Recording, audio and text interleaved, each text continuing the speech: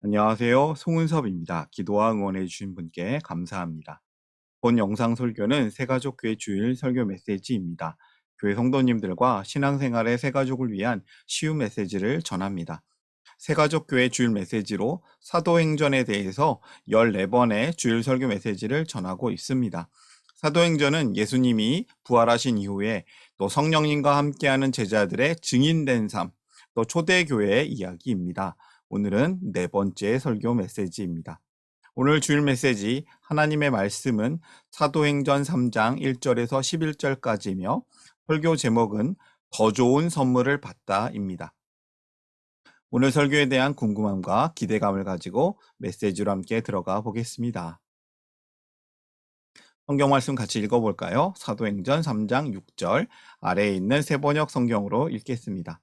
베드로가 말하기를 은과 금은 내게 없으나 내게 있는 것을 그대에게 주니 나사렛 예수 그리스도의 이름으로 일어나 걸으시오 하고. 아멘. 선물 좋아하시죠? 가정의 달 5월입니다. 무슨 선물을 주면 좋을지, 받고 싶은지 생각을 많이 하게 되는 5월입니다. 저에게 있어서 인생 최고의 선물이 무엇일까 생각해 보았습니다. 곰곰이 생각해 보니 사랑하는 가족이 하나님께서 주신 최고의 선물입니다.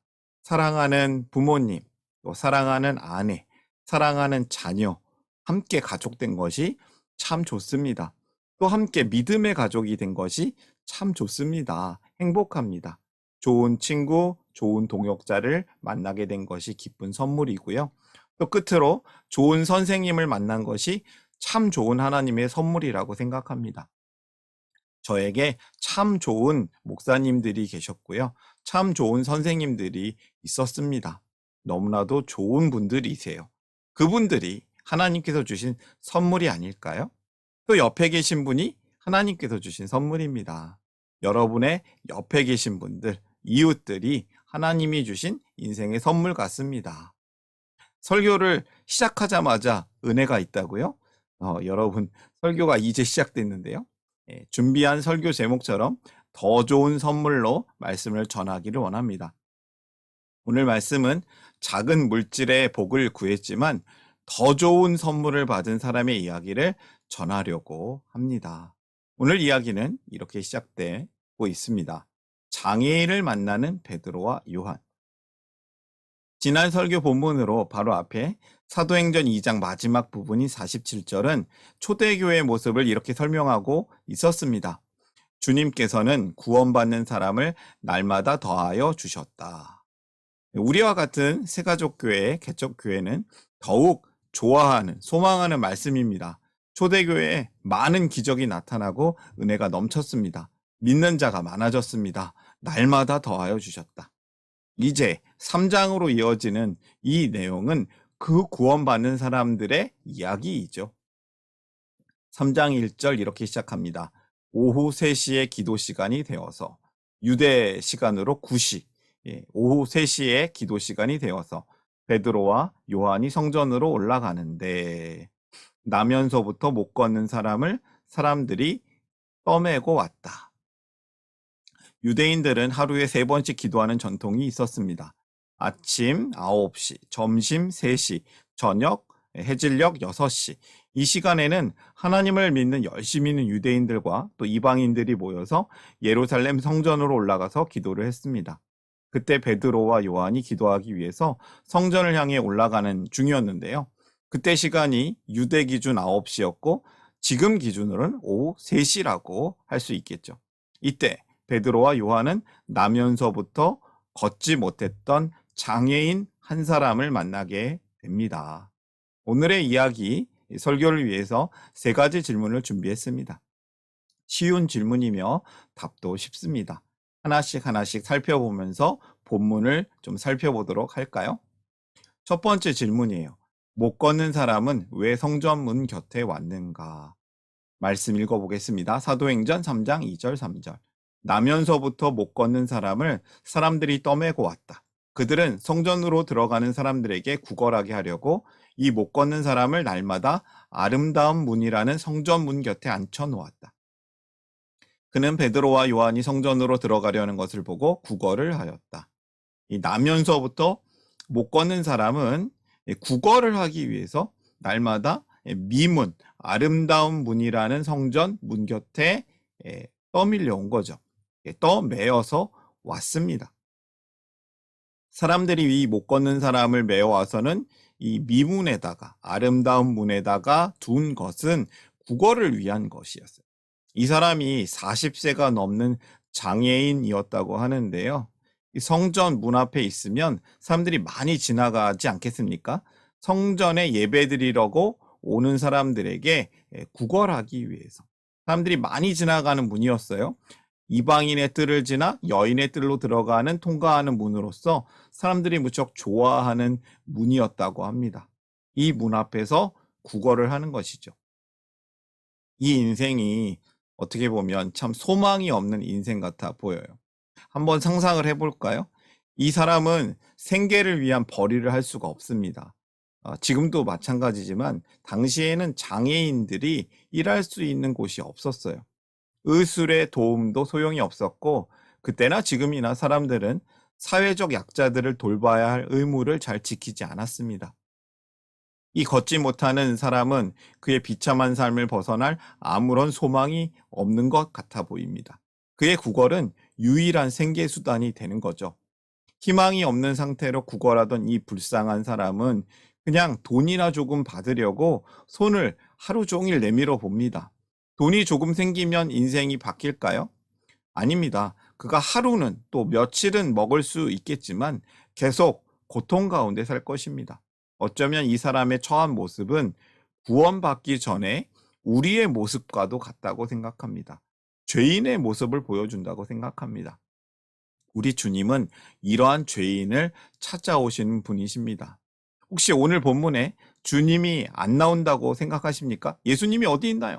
예, 성령님과 함께 성도를 통해 예수님께서 일하십니다. 첫 번째 메시지예요. 빈손을 채우시는 주님을 만나라. 허한 인생을 채우시는 주님을 만나라. 주님은 비참한 죄인을 찾아오시는 분이십니다. 두 번째 질문으로 이어질까요? 이 베드로는 그 사람에게 무엇을 준다고 했는가? 베드로가 또 요한이 함께 무엇을 준다고 하는 것 같아요. 4절부터 6절까지 읽어보겠습니다. 베드로가 요한과 더불어 그를 눈여겨보고 그에게 말하였다. 우리를 보시오. 그 못 걷는 사람은 무엇을 얻으려니 하고 두 사람을 빤히 쳐다보았다. 베드로가 말하기를 은과 금은 내게 없으나 내게 있는 것을 그대에게 주니 나사렛 예수 그리스도의 이름으로 일어나 걸으시오 하고, 이 베드로는 우리를 보시오 이렇게 해놓고 내게 있는 것을 주겠습니다 라고 말합니다. 나사렛 예수 그리스도의 이름으로 걸으시오 라고 선포합니다. 이걸 듣고 있으니 뭔가 좀 이상한 것 같습니다. 베드로와 요한은 이 순간 이 구걸하던 사람에게 주목하라고 요구하고 있습니다. 아마도 이 사람은 큰 기대감을 가지고 한번 이 두 사람을 쳐다보았을 것 같습니다. 오늘 횡재하는 날인가? 큰 돈 주려나? 그러나 베드로의 입에서는 실망스러운 말이 먼저 나옵니다. 은과 금이 없다고 말합니다. 돈이 없다는 거죠. 이 사람이 치사하게 뭔가 줄 것처럼 주목하라고 보시오라고 하더니만 사람 장난치는 것도 아니고 없다고 말합니다.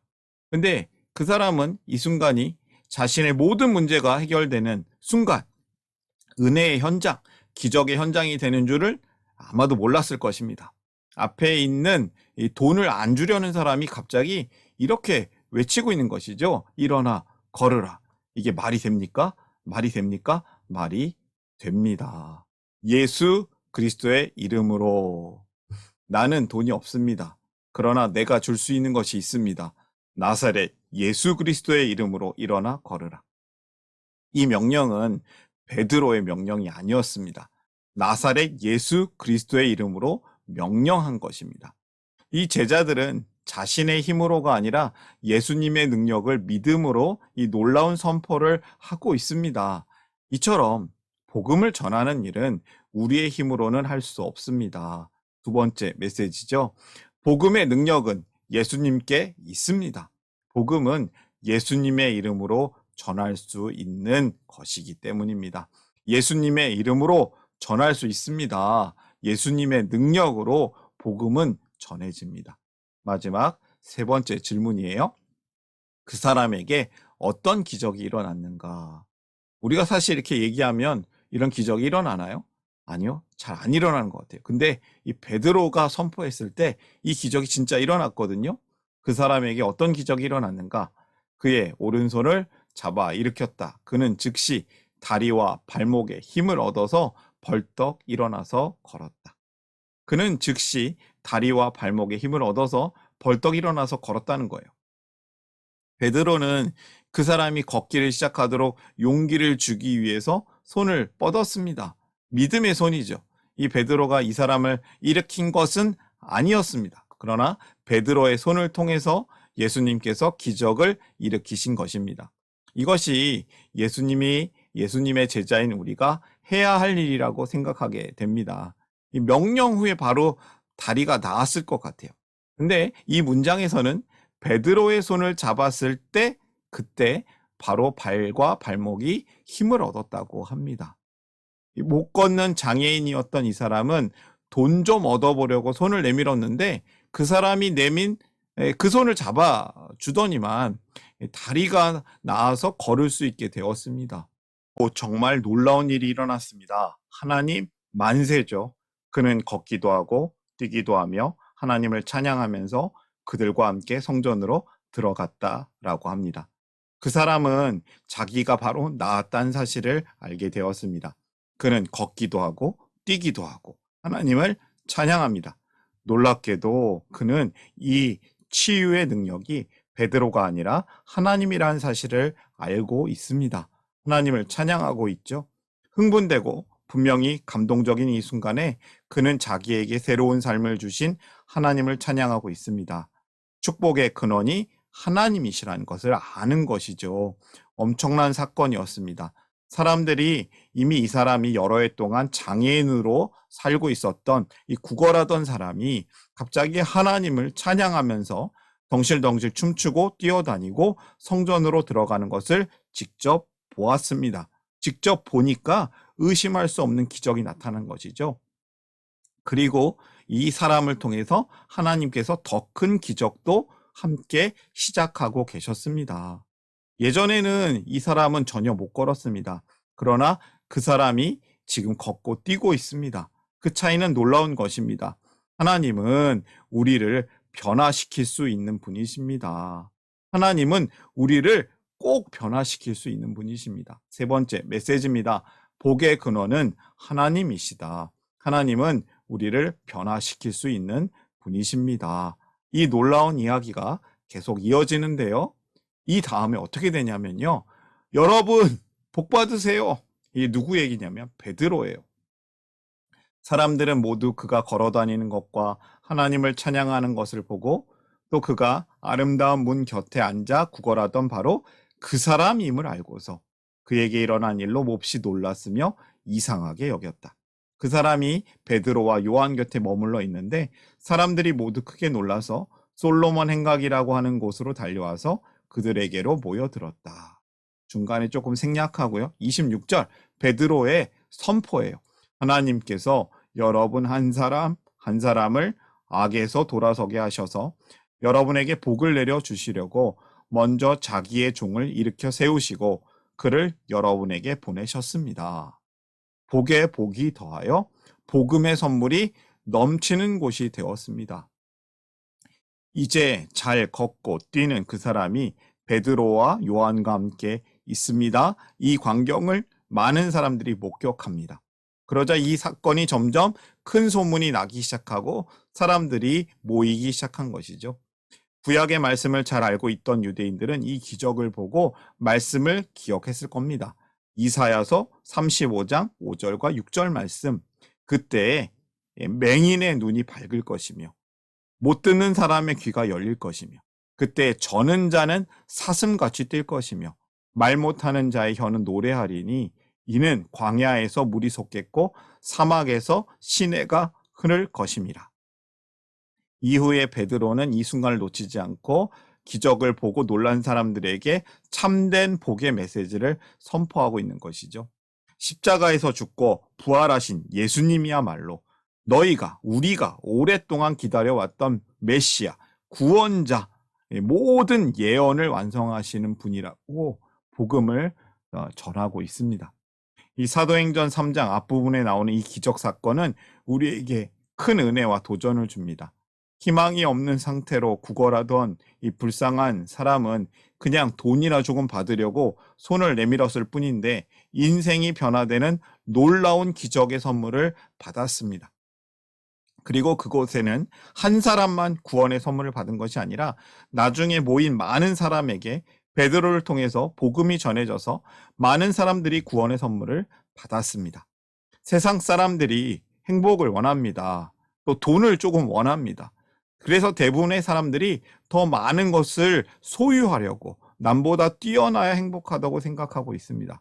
그러나 그것은 진짜 행복이 아닙니다. 영원하지 않습니다.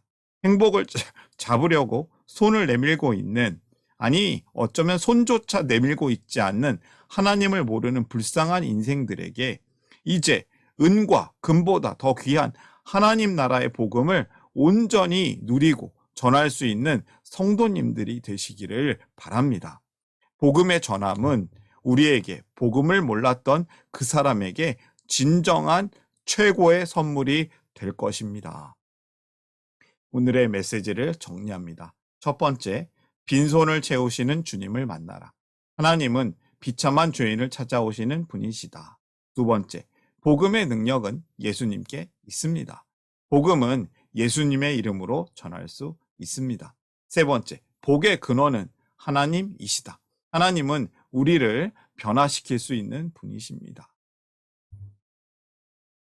결론의 메시지를 다시 한번 보여드리면서 함께 기도하기를 원합니다. 오늘의 메시지, 빈손을 채우시는 주님을 만나라. 복음의 능력은 예수님께 있다. 복의 근원은 하나님이시다. 함께 기도하겠습니다.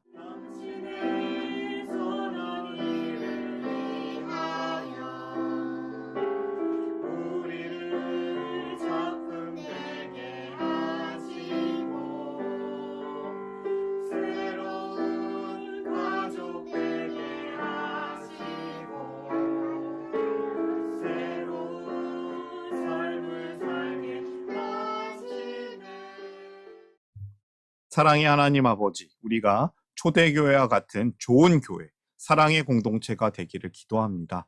우리 교회, 이 새가족 교회를 통해 날마다 구원받는 사람들이 더해지기를 기도합니다. 우리가 하나님 사랑, 이웃 사랑을 살아내면서 복음의 은혜가 소문나는 공동체로 살기를 또한 기도합니다. 이 세상에 행복을 잡으려고 손을 내밀고 있는, 아니 어쩌면 손조차도 내밀고 있지 않는 하나님을 모르는 불쌍한 인생들에게 우리가 은과 금보다 더 귀한 하나님 나라의 복음을 온전히 전할 수 있기를 기도합니다. 우리가 전하는 하나님 나라의 복음을 통해서 우리의 이웃들에게 진정한 최고의 선물이 전해지기를 소망합니다. 감사하며 예수님의 이름으로 기도합니다. 아멘.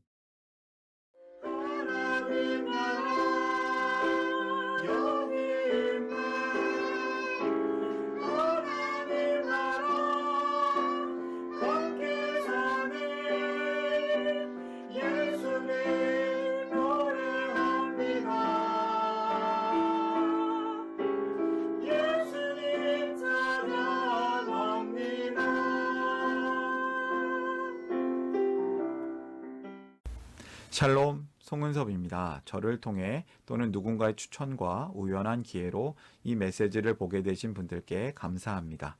모든 성도님들은 하나님 나라의 새가족이십니다.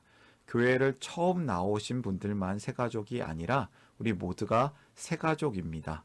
왜냐하면 우리가 하나님 나라에서 새로운 관계가 된 새로운 가족 공동체이기 때문입니다. 본 설교는 새가족교회 공동체 새가족과 후원자를 위한 메시지이며 기독교를 잠시 떠났거나 새롭게 시작하시는 분들을 위한 쉬운 메시지이기도 합니다. 혹시 새가족교회의 가족, 새가족 또는 후원자가 되기를 원하시는 분들은 이메일로 카카오톡 아이디로 연락을 주시면 감사하겠습니다. 오늘의 메시지, 하나님의 은혜가 넘치시기를 바랍니다. 사랑합니다. 축복합니다.